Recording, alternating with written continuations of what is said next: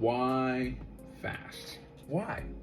Why do that? Why not just kind of go with the flow? Uncle Bobby offered me some chips or whatnot. Why not just kind of break the fast right there? Aren't you gonna wither away? Aren't the muscles gonna shrink down a little bit? Well, I'll give you a reason. Courage. What I mean by courage and fasting, like how does it relate?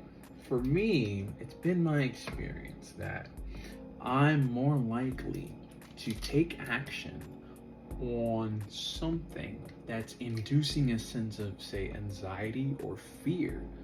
I'm more likely to do that thing, whatever it may be, whether it be a new challenge, a new tasking, something that I want to do, but for some reason it's kind of scaring me a bit up here.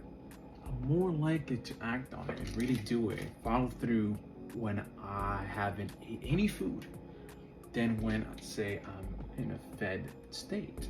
So in lots of ways, being able to raise my own levels of courage naturally, to be able to take and follow through with actions and promises that I've made to myself that then lead to improvements in my quality of life, it's been really helpful and really nice. Not only say physically, but also like mentally. Show people your weaknesses. If you then watch how they treat that information, you can then use the knowledge of how that said person went about taking care of, say, your personal information, action, inaction, whatever it may be, and based on how they go about treating that, you can then choose accordingly whether you want to keep associating or you want such person in your life or not.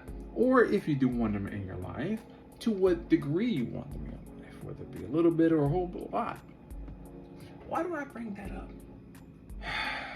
For as much as I feel better right now, I proceeded to follow that advice. The advice of do open up, do be vulnerable, and see how any individual goes about handling whatever you've been vulnerable about. And you can choose accordingly to what degree you want to interact with that person.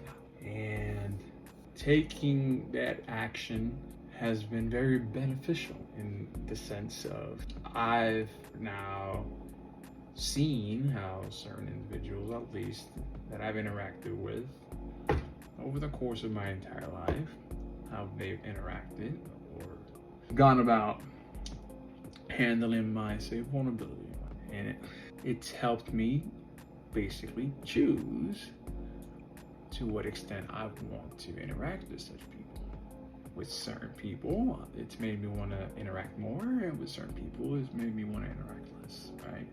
In taking that action, I have felt an enhancement in my quality of mental state of mind, which is good. It's good. It really is good, right? Like it is. It's like bittersweet because then certain people that you would have thought you would have never seen in a certain way, now you see them in a certain way. However much I would want to help certain individuals, at the end of the day, the courage to take the action to be vulnerable so that I could then assess whether I want to continue certain interactions, it's been beneficial. Overall, still a net positive.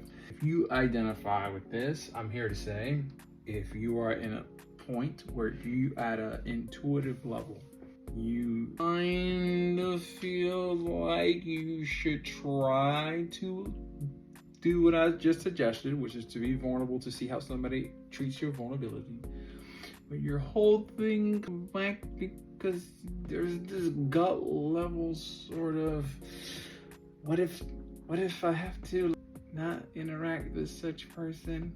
Oh, the idea of doing that. Oh, I'm here to say I can understand. It's not easy. It's not. I'm gonna tell you right now, it's not. In a bittersweet way, I'm here to say it gets better. And fasting can help you get through that faster. That's all I gotta say.